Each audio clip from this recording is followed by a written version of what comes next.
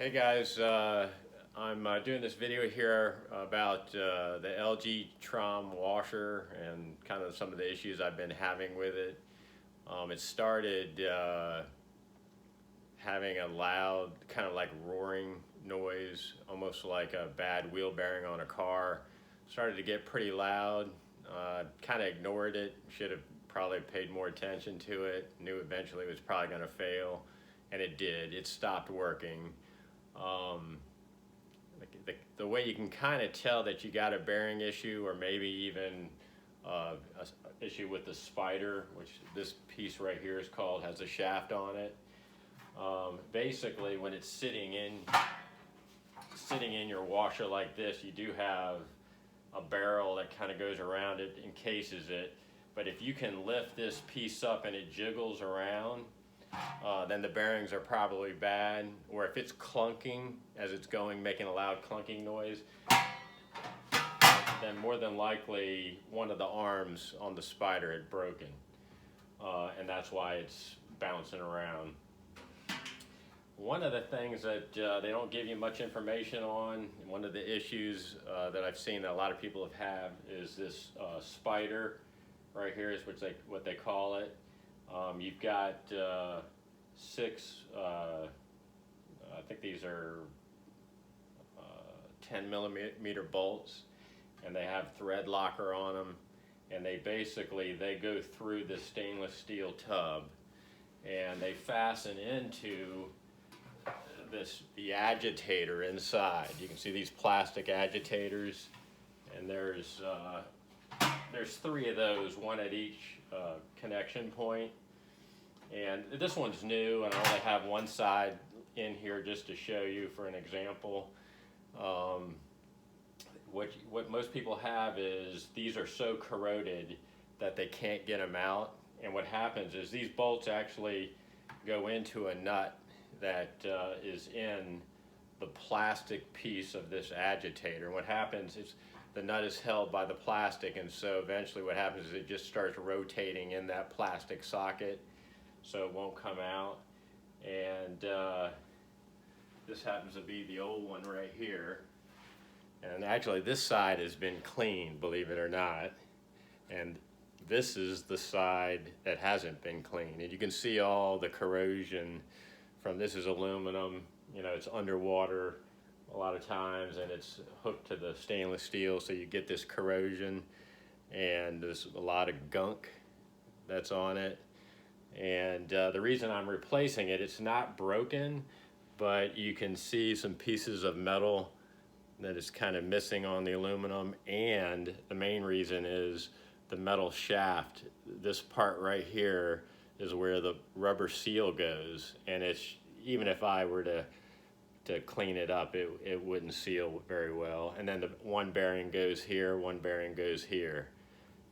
So that's why I decided to replace it, because it was weak and because it wouldn't make a good seal. Now basically, I haven't really seen much on the internet about this. Some people, what they do is they'll get a grinder. If they can't get these out and they spin, they'll get a grinder, cut off the tops of the bolts, and once they do that, obviously you can get the spider off, but then you have to purchase new bolts. So what I recommend is there's a little trick, and I'll kind of show you what to do here. I didn't really have a problem, and basically when you do take them off, what I do is suggest that a lot of people get a big wrench and just start ratcheting hard, probably because they don't know that it's embedded in plastic. And what you really need to do, since it has the thread locker on there, is be easy with it. Go slow, and it might even feel like it's not letting loose, but just go easy and slow. And I don't think any nut buster will really work on this, because you have a washer on here, and it's deep down inside. You probably won't help it any. So you just go easy, and I think if you go slow, it'll finally break the threads, and you'll be able to get it out. Some people, they get most of them, and then they might have a couple that won't come out. Well, I'm going to show you what you can do. If your spider's good, then this will still maintain the integrity of the spider. And I've seen people use grinders and they tear this thing up pretty good, but I'll show you what you can do. So basically, as I said, you've got on the inside, you have that agitator. I only got one in there right now. So what you're gonna have to do is there's just one little bolt there, which is an 8mm. So what you do is you take off this 8mm bolt.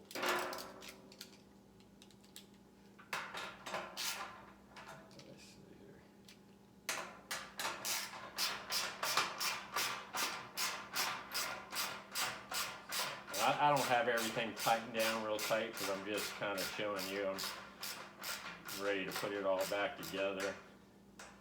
So once you get this little bolt out here, once you get this bolt out, then you have two tabs right here, and you just need to lift them up a little bit so they clear the plastic from the agitator in the back where it's kind of locked in. Okay, so once you get that out, it's kind of sitting there free. Then basically, let's say you go to take out the bolts and they won't come out, they just spin. So now you know that it isn't going to come out. What do? You get the grinder out, cut these out. Well, here's what you do. Right in between, and I'll show you, it'll make sense once I show you. Right in between these two bolts right here. Let's see if I can get it right there. Okay, right in between there, those two bolts, underneath the spider and underneath the stainless steel tub, the top of that agitator, that's where everything's locked into that agitator, there's a little screw, and it's right in the center between these two. So if you get a big bit, you could start small, and then you drill through this aluminum. Should be pretty easy to drill through the aluminum. Let's see if I can get a better picture here for you. Yeah, you drill right in between the center. Once you get a little hole, then you can get a bigger hole, and then you'll see a little small hole in the stainless steel. You're gonna have to enlarge that hole probably, like 1/4 inch. And I'm gonna show you, once you get that hole, this is what you'll see. Let me take this spider off real quick. And this is just barely held in place.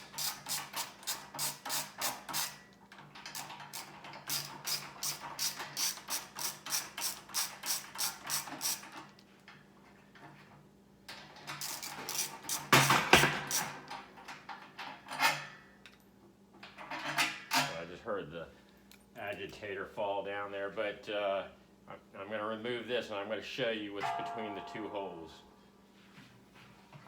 Okay, so between these two holes, I don't know if you can see that or not. In between these holes, there's another little hole. Well, underneath that hole, obviously you can't get through that little hole, is a screw that fastens into the agitator and holds those nuts in. So what you're gonna have to do is make that hole as big as those holes. So you're gonna go through the spider, the aluminum on the spider, and then you're gonna go through this to make a bigger hole. And then let me show you here. Okay, so this is the agitator as it sits in there. There's the top. You can see there's that screw rafter right there. Well, these two were right here, as you can see, in between, or on each side of that hole. But remember, you have that stainless steel tub right there with that little tiny hole. So you gotta make that hole bigger. Well, what happens is you make that, this is loose because I loosened it. Once you make that hole bigger, you'll have access to that screw. Now watch when I take this screw out here.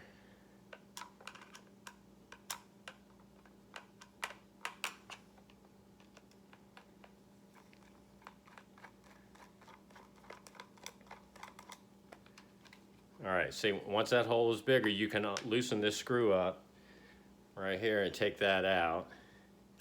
And then what'll happen is, if you've loosened this up, which it fastens inside like that, and we took that screw out that was holding it. So this will just slip down. Once you take that screw out, this whole thing will come down right here with this metal plate, and then there's your 2 bolts.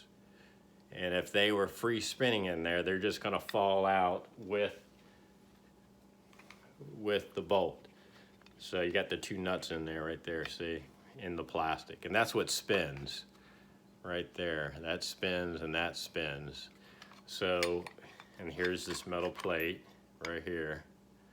So basically this metal plate fits in here, and then this fits on here, and then this is fastened with that little screw.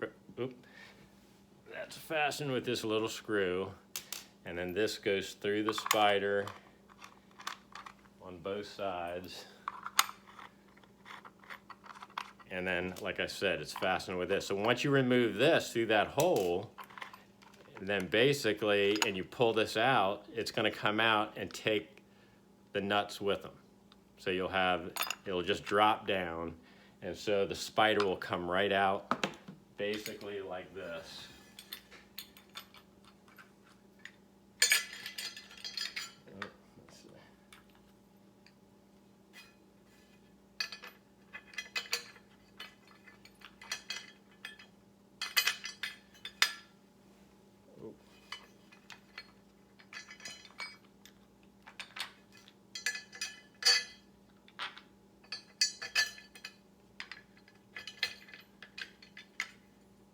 Basically, the whole thing is going to come out like this with the bolt on it. So once you get the thing out like this, and again, you're going to have your hole right in dead center. So once this whole thing comes out here, then you can get a wrench on it and take it off, and then you've saved your bolts. Otherwise, you got to grind them out and get new bolts. So basically, the whole thing is going to, pull out as in one piece. All right, so that's basically what you can do if you have an issue with the spider. Also, if you want to, this is my first video, it's kind of, low budget, no editing or anything like that. And if you want to like and subscribe, then I'll do some other videos on some of the other parts as I'm putting them back. I can kind of explain some things. A lot of people, they kind of determine they need the bearings and the seal and stuff like that, but then don't realize there's many other problems with the washer. And like when I got into this, I knew the bearing was bad, but I ended up replacing about 2 of the shocks, and then I found out later that the coil for the motor was bad. Also, once you got apart the gasket for the tub, a lot of people have issues with that, with the mold. So there's a lot of other issues you can run into. Some people order the parts and think they're going to get it right back together. So it might be a good idea to take it apart, kind of take inventory, look at everything, figure out what you need, and then you can have everything ready to go.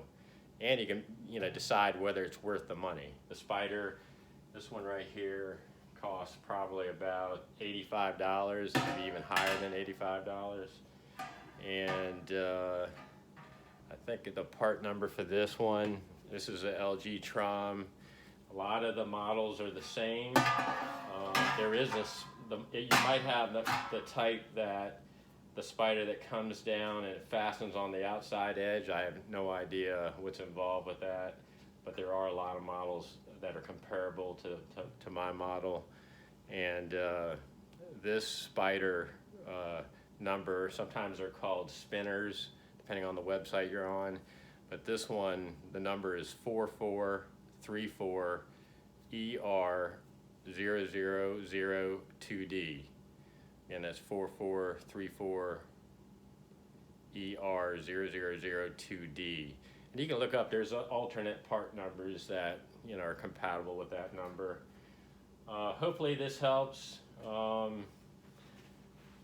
Again, basically what's happening, having this whole issue started because of this one little rubber seal which goes down and fits right on here, and that's the only thing that separates water from the bearings. So once this goes, then you're going to have all kinds of issues. The water will get into the bearings, it'll get into the motor, and cause all kinds of issues. And you've got basically the seal goes down first. You might even want to use some gasket sealant, maybe around this once you get it in, when you get the casing around it, just to make sure it's doubly protected.